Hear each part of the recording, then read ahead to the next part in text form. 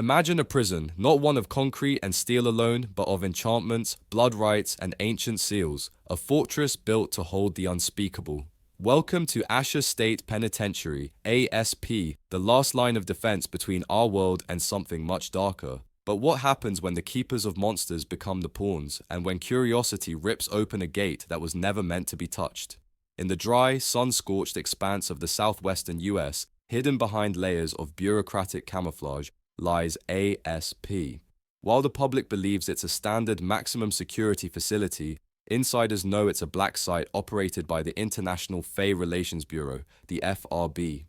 This agency doesn't deal in human crimes, it deals in the containment and research of supernatural entities, inhuman, immortal, unstoppable. These aren't just prisoners, they're eldritch horrors, too dangerous to kill, too intelligent to ignore.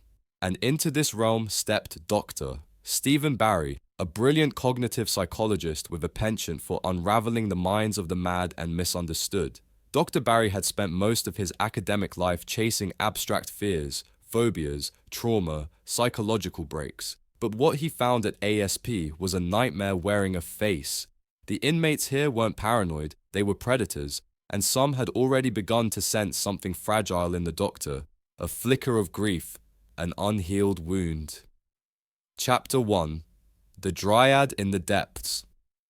Dr. Barry's first subject wasn't human. Vikram, a Class 4 corrupted dryad, had once been the heart of a vast sentient forest until he turned. Something ancient, something cosmic had infected him. Now, bound in the lowest sub-level of ASP in a cell reinforced with spell-forged iron and mirrored obsidian, he sat in eerie silence, surrounded by withering flora that whispered in forgotten tongues. Dr. Barry's sessions began clinically, cautiously, but the dryad, immortal, intelligent, and twisted, had no intention of being merely studied. Vikram spoke in riddles, painting vivid tales of lost villages, alternate dimensions, and impossible beasts. The doctor's skepticism faded as Vikram hinted at knowledge no one could possess, like details of Dr. Barry's father. The submarine, the model Dr. Barry had built as a boy with his late father, became a key, an offering, a connection.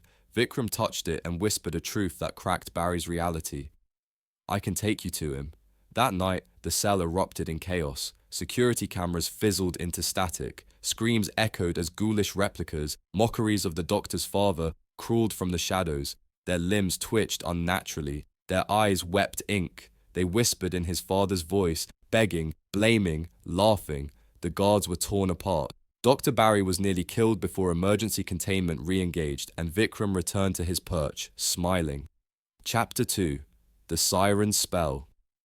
After the Dryad incident, Dr. Barry was reassigned to a different threat, still supernatural, but allegedly more manageable. Enter Kayla, a Class 2 siren. Her cell was deceptively simple. No chains, no magic runes, just an intercom and one-way glass. Her true power wasn't in brute force, it was in seduction. Not just sexual, but emotional, spiritual. She spoke, and people believed. Kayla appeared disarming, even remorseful. Her voice was music. Her eyes hinted at oceans of loneliness. To hear her was to understand her pain and to lower your guard. But Dr. Barry, still raw from Vikram's betrayal, tried to remain clinical. He thought he could observe without being observed. He was wrong. Around this time, strange occurrences rocked the prison. Malachi, an ancient vampire and one of ASP's oldest inmates, began exhibiting erratic behavior. He claimed to hear voices, receive letters, and know things no one had told him. During a routine check, Malachi faked a seizure. The moment the guards opened his cell, he unleashed centuries of fury. 3 staff were dead before Warden Parker, wielding a blessed halberd, decapitated him mid-leap. Dr. Barry suspected a link. Reviewing records obsessively, he found that Kayla had been out of her cell during lockdown, during the escape of Ferris, a chaos demon. Coincidence? Chapter 3. The Manipulator Revealed. Dr. Barry confronted Kayla. She didn't deny it. In fact, she seemed relieved, like she had been waiting to tell someone. She described her manipulation of Malachi, her indirect release of Ferris, her subtle bending of guards' wills. Her voice danced around the doctor's mind, soft and warm. When he tried to resist, she leaned forward and whispered, "You want to help me. You always have." And then, Dr. Barry disappeared from himself. He became her puppet. Her voice replaced his conscience. He saw the world through her desires, and he smiled. Chapter 4. The break weeks. Later, renovation was scheduled. High-risk inmates, including Kayla and Vikram, were to be temporarily relocated to a desert compound. Dr. Barry, now a fully compromised D-asset, was assigned to accompany them. The transport vehicle was heavily armored, enchanted with protective runes. It didn't matter. The moment they crossed into dead signal territory, Kayla acted. She whispered a single note, just one, and the driver veered into a ravine. Vikram, already weakening his restraints through rot and root, burst free. In a blur of carnage, they slaughtered the escort team. Dr. Barry, dazed and bleeding, watched them vanish into the dust. Their figures shimmered, not quite solid, beasts of another reality. Chapter 5. The Aftermath. Back at ASP, panic reigned. Bob Hitch, Barry's mentor and head of research, was found dismembered in his office. Kayla's calling card. Security footage showed Dr. Barry returning alone, hollow-eyed, speaking in riddles. He was hospitalized. His memories fragmented. Sometimes he screamed about oceans with eyes. Sometimes he whispered trees that walked. Other times he simply cried for his father.